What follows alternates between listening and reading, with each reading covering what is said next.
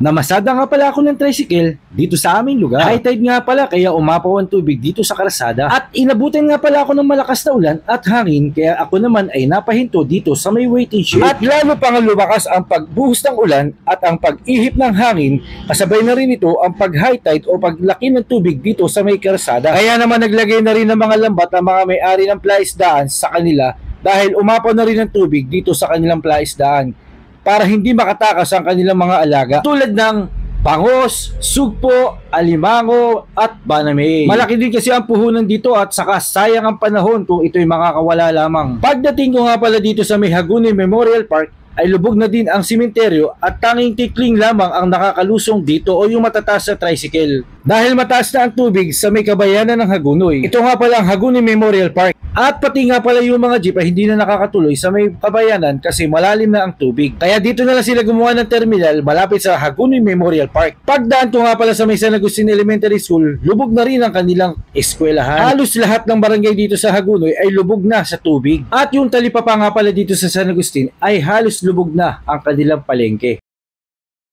Dito po tayo sa palengke ng San Agustin. Dito po yung ating sitwasyon, lubog na po ang palengke dito.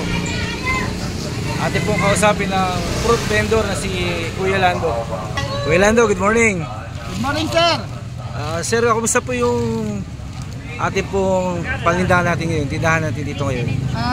Ito, maulan, malaki tubig, kukunti mamimili. Dahil naapektuhan na rin sa yung pag-ulan na yun, ano? Oo, pag-ulan, tsaka pagbaha. Araw-araw ba kayo nagtitinda kahit na umuulan? Oo. Ito, buti may mga produkto ka pa nakukuha kasi walang madaanan nung nakarang araw dyan sa palengke. Kahapon lang naman nangyari yun na tamang-tama pagbiyahe ko ng maaga. Tanghali, hapon wala na madaanan. Oo. Kaya kahit pa paano may kalakal ako dahil nagputang Malolos. Nakauna ka lang ilang oras. Ayun. Ay, kumusta na may pagtitinda natin? Eto, inabot ng tumal. Kasi walang ganong bibili. Hindi ganong mabili dahil malaking tubig. Pareho lang pa. Ayun po. Ay, buti po hindi pa kayo nagkakalipo nga, sir. Ito, tinaskip pa ako para nasa safety naman. Ayun. Kasi malalim ang tubig. Tingnan niyo po yung tubig dito sa kanila. Yan, malalim po. Siyempre, kahit na ano mangyari, tuloy pa rin ang buhay, sir. Tao yun. Maraming binubuhay Ayun. Kaya dapat sipagan natin. Kahit ano ba mangyari, happy lang tayo. Kahit ano sa kuwan. Para sa pamilya. Sitwasyon, kailangan laban lang. Ayun. Ayan po, si Sir Lando. Sige po, sir. Maraming po salamat, sir. Michael. Sige po. Ito po ang kaganapan sa aming lugar sa loob ng 3 araw nung kasagsagan ng bagyo at high tide.